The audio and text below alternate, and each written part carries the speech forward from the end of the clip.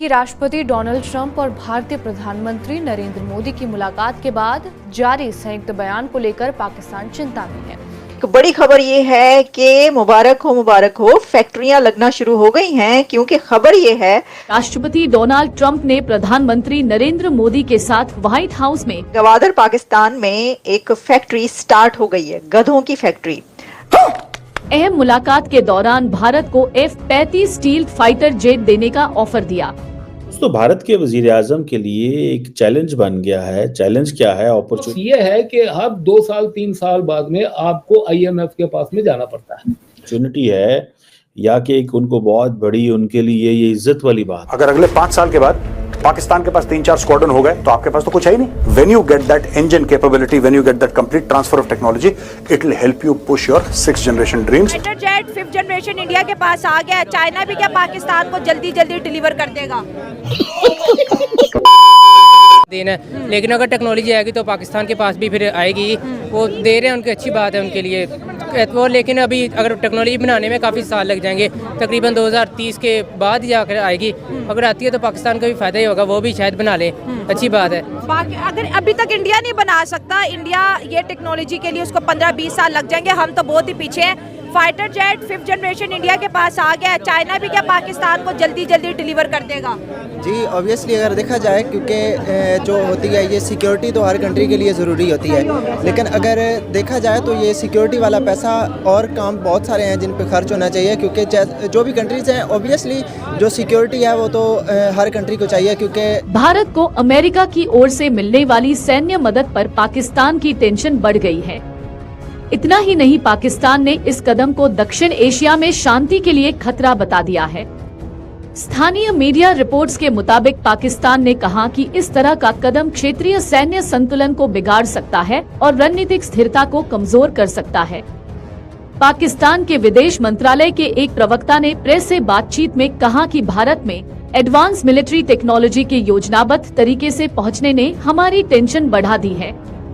पाकिस्तानी विदेश मंत्रालय के प्रवक्ता ने कहा कि हम अपने अंतर्राष्ट्रीय साझेदारों से इल्तिजा करते हैं कि वे दक्षिण एशिया में शांति और सुरक्षा के मुद्दों पर समग्र और वस्तुनिष्ठ दृष्टिकोण अपनाएं।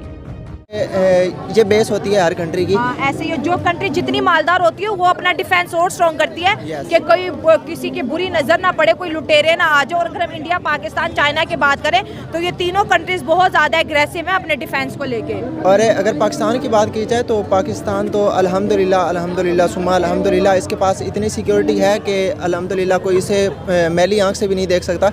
और अरे कहना क्या चाहते हो? रियल टाइम इंटेलिजेंस है, अमेरिका विल प्रोवाइड।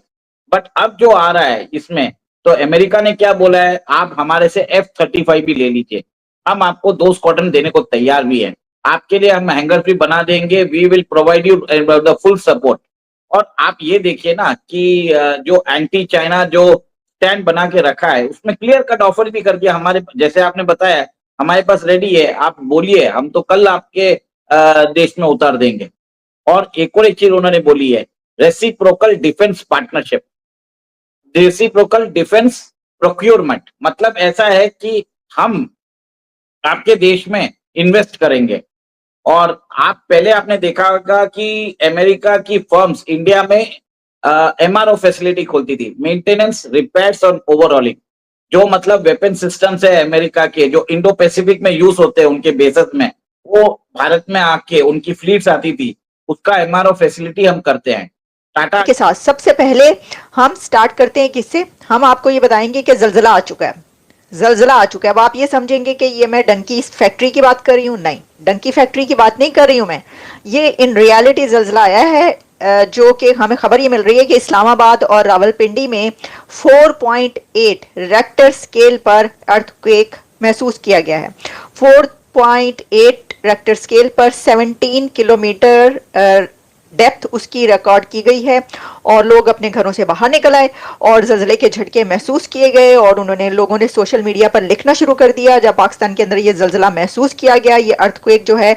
और इसका जो सेंटर बताया जा रहा है वो पिंडी से। और ये जलजले जो हैं ये पिंडी से ही क्यों निकलते हैं, सेंटर वहीं से निकलता है। ये देख लें, वो कह रहे हैं कि पिंडी में इसका और इसके जनूब मशरिक में 8 किलोमीटर पर था।